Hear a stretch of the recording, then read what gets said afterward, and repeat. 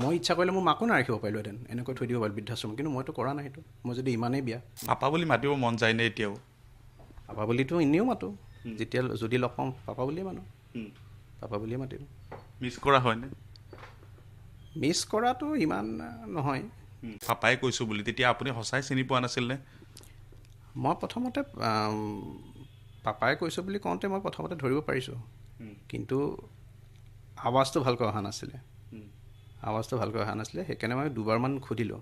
মই মাক কৈছিলোঁ, তই ভাবিছা তই ব্ৰতত এইবিলাক, কাৰণ তোৰ বয়সো পাৰ্মিট নকৰে, এতিয়া 75 হ'ল মা। মায়ে কৈছে বোলে না মই বোলে ব্ৰতটো ৰাখিম বোলে। পুতেক হিচাপে মই হয়তো গুচিও গ'লোহেঁতেন, কিন্তু কথাটো হ'ল যে তেখেতে মোৰ মাৰ কথা এবাৰো নুসুধিলে। 18 বছৰ একো খবৰ খাতি নাই, আৰু কেনেকুৱা অৱস্থাত আমি ওলাই আহিছোঁ তেনেকুৱা সেইটোও কোনো নাজানে।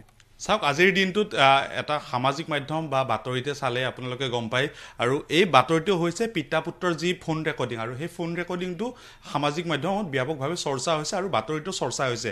আৰু এই মুহূৰ্তত পিতা পুত্ৰৰ যি ফোন ৰেকৰ্ডিঙৰ ভাইৰেল হৈছিলে, আৰু সেই সামাজিক মাধ্যমত চৰ্চা হোৱাৰ পিছতে মই পুত্ৰ চিকিৎসক অনলজ্যোতি বৰদলৈৰ ওচৰত আছোঁ। তেওঁৰ সৈতে কথা পাতিবলৈ চেষ্টা কৰিম। কি ৰহস্য আছে এই ফোন কলটোৰ আঁৰত, কি কথা আছে, কি ধৰণে তেওঁলোকে লৈছে, সেই বিষয়ে কথা পাতিবলৈ চেষ্টা কৰি আপোনাক স্বাগতম জনাইছোঁ। আচলতে এটা ফোন কল ভাইৰেল হৈ আছে, বা সকলোৱে পাইছে, সামাজিক মাধ্যমে হওক বাতৰিত ভাইৰেল হৈ আছে। কি আছে ৰহস্য, কি হৈছিলে আচলতে, ঘটনাটো কি? ৰহস্য বেলেগ নাই। ফোন কল কৰিছিলে নৱেম্বৰত মোক, মোৰ দেউতাই, আৰু প্ৰয়াত দেউতাই ফোন কল কৰি পেলাই কৈছিল যে তেখেতে আমাক চাব বিচাৰিছে। এতিয়া আমাক মানে মোৰ ল'ৰা ছোৱালীকেইটাক চাব বিচাৰিছে। আৰু এতিয়া এই ফোন কলটো আহিছে 18 বছৰৰ মূৰত। 2006 চনৰ পৰা আমাৰ কোনো কণ্টেক্ট নাই, কাৰণ তেখেতে আমাক আমাৰ ঘৰৰ পৰা ওলাই দিছিলে, মোক, মোৰ বাইদেউক আৰু মোৰ মাক। ঘৰৰ পৰা ওলাই দিয়াৰ পিছত আৰু তেনেকৈ কোনো একো কণ্টেক্ট নাই। তাৰপিছত আমি কি কৰি খাইছোঁ, কেনেকৈ আছোঁ, তেখেতৰ কোনো একো খা খবৰ নাই। গতিকে সেইটো আছিল, আৰু তেখেতে বিচাৰিছিল যে আহোঁ।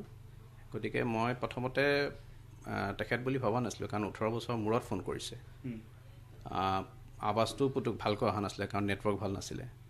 সেইকাৰণে প্ৰথমতে অলপ মই বোলো কোনোবা পেচেণ্টে ফোন কৰিছে নেকি, সেইকাৰণে মই প্ৰথমতে সুধিলোঁ এই কোন হয়। পিছত যেতিয়া গম পালোঁ, তাৰপিছততো কথা পাতিলোঁ, আৰু কথা পাতি পেলাই তেখেতক ক'লোঁ যে ঠিক আছে বাৰু, মই চিন্তা কৰি চাওঁ, কণ্টেক্ট ডিটেইলছবিলাক এড্ৰেছ মোক হোৱাটছআপ কৰি দিয়া।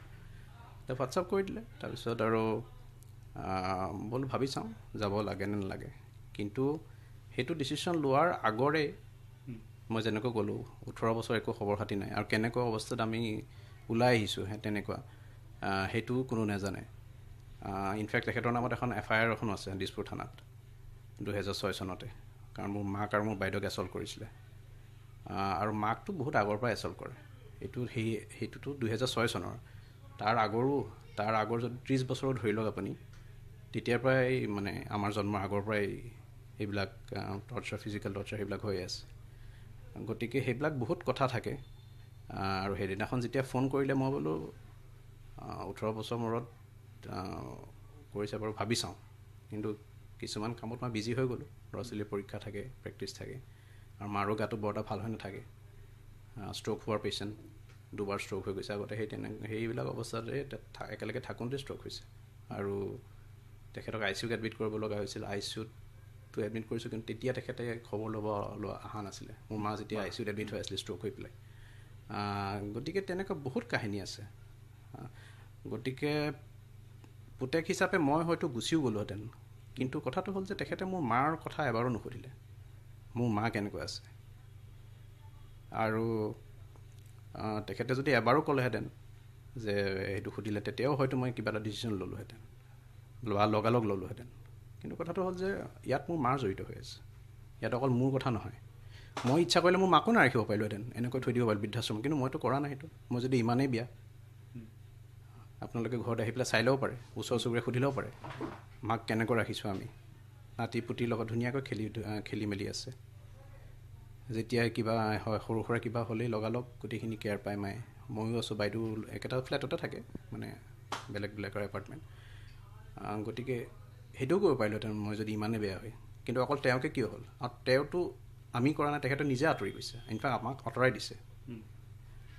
আৰু এতিয়া 18 বছৰৰ মূৰত যেতিয়া ফোন কৰে, ডেফিনেটলি আপুনি পুটুককৈ এটা ডিচিশ্যন ল'বলৈ ইমানবোৰ ফেক্টৰ কনচিডাৰ কৰি পেলাই পুটুককৈ এটা ডিচিশ্যন ল'বলৈ বহুত টান হৈ যায়। তথাপিও মই ভাবিছিলোঁ যে এবাৰ গৈ আহোঁ নেকি, কিন্তু সেই তাৰ মাজতে এয়ে হৈ গ'ল আৰু। গতিকে ডিচিশ্যনটো লোৱাটো ইমান সহজ নহয় তেনেকুৱা অৱস্থাত। বিশেষকৈ 2006 চনৰ আগতে কি হৈছিলে আচলতে, কেনেকৈ আহিব লগা হ'ল, আপোনালোকে ক'ত আছিলে? 2006 আমাৰ ঘৰ আছিলে তেতিয়া দ্বাৰকানগৰত আছিলোঁ, নিজৰে ঘৰ আছিলে, নিজৰ প্ৰপাৰ্টি। তাৰপিছত সেইটো বিক্ৰী কৰিব বিচাৰিছিলে, কাৰণ তেখেতৰ পইচা পাতিৰ সদায় দিগদাৰী, গণ্ডগোল, অদৰকাৰী কৰা বস্তু মানে কামত খৰচ কৰি থাকে। এই মদ খালে, জুৱা খেলিলে, কিবা কিবি কামত সেইবিলাক এই খৰচ কৰি থাকে আৰু পইচা নাথাকে। সেইকাৰণে আল্টিমেটলি গৈ পেলাই ক'ৰবাত ধাৰ ধুৰ বহুত কিবা কিবি লাগিলে হ'বলা, সেইকাৰণে ঘৰটো বিক্ৰী কৰি দিম বুলি ভাবিলে। মায়ে ক'লে যে সিহঁতৰ অলপমান পূৰা হৈ লওক, পাছ কৰি লওক MBBS টো, MD, তাৰপিছত এই কৰিব। নামানিলে, সেইটোতে কাজিয়া এখন লাগি গ'লে, আমাক ওলাই দিলে বস্তুটো। বেলেগ মানুহো আছিলে, মাৰপিট কৰিলে। মই সেইদিনাখন হোষ্টেলত আছিলোঁ, ডিউটি পৰিছিলে মোৰ সেইদিনাখন। সেই তেনেকুৱা বস্তুত মা আৰু বাইদেউ আছিলে, দুগৰাকী মাইকী মানুহ আছিলে, ঘৰতে আছিলে। তেনেকুৱা আহি পেলাই ফিজিকেল এছল্ট কৰি পেলাই এই হ'ল। তেতিয়া আমি ওলাই আহিলোঁ আৰু বস্তুটো। মই ওলাই এনেকৈ থাকি একো লাভ নাই, আমাৰো এটা ফিউচাৰ এটা আছে, গতিকে এইবিলাক এনেকৈ চলি থাকিব। যোনজন মানুহে 30 বছৰ 35 বছৰখিনি শিকিলে, তাৰপিছত কি শিকিব? ল'ৰা ছোৱালী ডাঙৰ হৈ যোৱাৰ পিছত, আমিতো তেতিয়া বেষ্ট ডাঙৰে যদি MBBS পঢ়ি আছোঁ, ল'ৰা ছোৱালী ডাঙৰ হৈ যোৱাৰ পিছতো যদি সেই মানুহটোৱে একো নিশিকিলে, তে এতিয়া কি শিকিব? মই এতিয়া কোৱা উচিত নহয়, তেখেত এতিয়া নাই, তথাপিও সত্যটো মানুহে জানিবই লাগিব। গতিকে তেনেকুৱা অৱস্থাত আমি ওলাই আহিলোঁ। তাৰ আগতেতো বহুত অত্যাচাৰ কি কৰিছিলে? ফিজিকেল এছল্ট, মেণ্টেল এছল্ট, বহুত সেইবিলাক আৰু ক'ব গ'লে আৰু উপন্যাস এখন লিখিব পাৰিব আৰু। আপোনাৰ বাইদেউ আৰু আপোনাৰ লগত কি কৰিছিলে? বাইদেউৰ লগত বিশেষ একো নহয়, কিন্তু তাইক সেই আৰু আমি এটা পঢ়া শুনা কৰি থকা ল'ৰা ছোৱালী আছিলোঁ। ভাল পৰিৱেশ এটা লাগে ন পঢ়া শুনা কৰি থাকিবলৈ। আপোনাৰ পইচা পাতি নাথাকিব পাৰে, কিন্তু পৰিৱেশটো এটলিষ্ট শান্ত হ'ব লাগে পঢ়া শুনা কৰি থাকিবলৈ। গতিকে সেই শান্ত পৰিৱেশ এটা আমি নাপালোঁৱে। তাৰ মাজতে আমি পঢ়ি মেলি, মায়েও একচুৱেলি মাৰ কাৰণে গোটেইখিনি হ'ল। মায়ে ধৈৰ্য ধৰি পেলাই আমাক দুটাকে ডাঙৰ দীঘল কৰিলে। তেখেত শিক্ষয়িত্ৰী আছিলে, স্কুল এখন কাম কৰিছিলে। আজি যি আছোঁ মাৰ কাৰণে আছোঁ, ময়ো বাইদেউ। এতিয়া যি শ্ৰাদ্ধৰ কাম আছে বা দেউতা মৃত্যু হোৱাৰ পিছত যি কাম থাকে, আপুনি কি ধৰণে কৰিছে এই কাম? আজি ৰাতিপুৱা তিলনীটো কৰিলোঁ মই, তিলনী কৰিছোঁ, বাকী গোটেই নিয়মবিলাক মানি আছোঁ, ব্ৰততে আছোঁ। ইনফেক্ট মাও ব্ৰততে আছে, সেইটো কথা মনত ৰাখিব। মই মাক কৈছিলোঁ, তই ভাবিছা ব্ৰতত এইবিলাক, কাৰণ তোৰ বয়সো পাৰ্মিট নকৰে, এতিয়া 75 হ'ল মা। মায়ে কৈছে বোলে না, মই বোলে ব্ৰতটো ৰাখিম বোলে। গতিকে সেইটো এটা কথা চিন্তা কৰি চাব। মানে মই দৰ্শকক কৈছোঁ, যোনগৰাকী মানুহক আজিলৈকে একো এটা সন্মান দি নাপালে, সেইগৰাকী মানুহেও ইমানবোৰ হোৱাৰ পিছতো ব্ৰতত ৰাখিছে, গোটেইখিনি নিয়ম পালন কৰি আছে। গতিকে সেয়াই আৰু, বাকী যিখিনি আছে কৰিম। ইয়াতে কৰিব, গুৱাহাটীতে কৰিব? গুৱাহাটীতে কৰিম। যোৰহাটত নাযায় নেকি? যোৰহাটত যাবলৈ কোনো নাইও, আগৰ বৰদেউতাহঁত চব ঢুকালেই। আছে কোনোবা সম্বন্ধীয় মানুহ আছে, কিন্তু ইমান বছৰটো কণ্টেক্টেই নাই। ইমান এই দুদিনৰ আগতে ফোন কৰিছিলে, ঢুকালে জনাবলৈ আৰু বস্তুটো, কিন্তু কণ্টেক্টটো একো নাই। বহুতে চৰ্চা কৰিছে বা পুত্ৰৰ কাৰণে এনেকুৱা হ'ল, পুত্ৰক পঢ়াই শুনাই এনেকুৱা কৰিছিলে, তেনেকুৱাভাৱে তেওঁলোকে নিগেটিভভাৱে লৈছে বহুতে। মইতো ক'লোৱে ইতিমধ্যে যে পইচা পাতিৰ আমাৰ খুবেই টান নাছিলে, আৰু মা শিক্ষয়িত্ৰী আছিল কাৰণেহে, প্লাছ পিছলৈ গৈ পেলাই আমি এই স্কলাৰশ্বিপ পালোঁ, সেইবিলাকৰ কাৰণে আমি কিবা কৰি পেলাই এইটো ষ্টেজ পাইছোঁ। বাকীটো তেখেতৰ সেয়াই আছিল, আৰু বাকী নিজৰ দুনিয়াতে থাকে আৰু তেখেত। দেউতালৈ মনত পৰিছিলনে 2006 চনৰ পৰা এতিয়ালৈকে, যেতিয়া ফোন কল নাহিছিলে? তেনেকৈ মনত নপৰে। কেইদিনমানৰ সেইটো ঘটনা হোৱাৰ কেইদিনমানৰলৈকে মনত পৰি আছিল, কিন্তু মনত পৰিলে মানে ভালভাৱে নাহে মনত পৰিলেও, কাৰণ যোনে ফেচ কৰিছে সিয়ে জানে বস্তু এইবিলাক।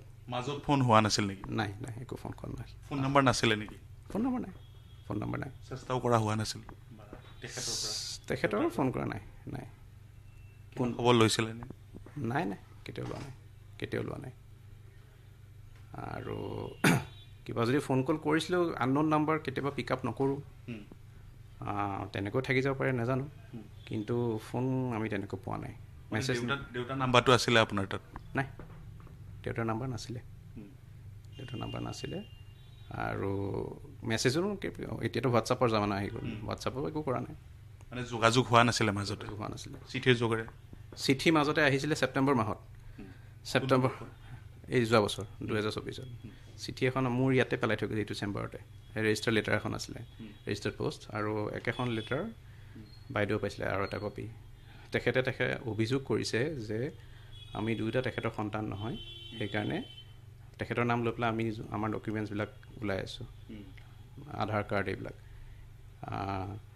কিন্তু সেইকাৰণে আমি প্ৰমাণ কৰিব লাগিব যে তেখেতৰ আমি ল'ৰা ছোৱালী হয়, আৰু সেইকাৰণে যি ডকুমেণ্টছ কিবা যদি প্ৰডিউচ কৰিব পাৰে কৰক, নহ'লে বোলে ফাদিল কৰি দিব বোলে, তেনেকুৱা এটা চিঠি এখন দিছে আৰু মানে তেনেকৈ। আমি একো ৰেচপণ্ড নকৰিলোঁ তেতিয়া, ৰেচপণ্ড নকৰি পেলাই সেইটো তাতে থাকি গ'ল আৰু। কিন্তু তেতিয়া তেখেতে কৈছে যে তেখেত দেউতা নহয় আমাৰ, আৰু সেইদিনাখন ফোন কৰিছে যে আমি যাব লাগে, মনত পৰিছে। গতিকে দুটা কণ্ট্ৰাডিক্টৰী কথাও কয়। দেউতাটো হয় সেইটো ময়ো চবেই জানে, কিন্তু চিঠিটো লিখি পঠায় যে আমি তেখেতৰ ল'ৰা ছোৱালী নহয়, সেইবিলাক ইমান বছৰৰ মূৰত, সেইটো এটা কথা। আৰু এটা কথা, এই ফোন কল যি কৰাও হৈছে সেইবিলাক এতিয়াতো তেখেত নাই, সেইবিলাক ফাদিল কৰাৰ উদ্দেশ্য কি? যোনকেইজন মানুহে ফাদিল কৰি আছে কি উদ্দেশ্য? তাহাঁতিতো আমাৰ আগৰ এইবিলাক কথাটো এতিয়াহে ওলাইছে, আগতেতো সেইবিলাক জানিও হয়তো নজনা ভাৱ ধৰিছে বা নাজানে হয়তো।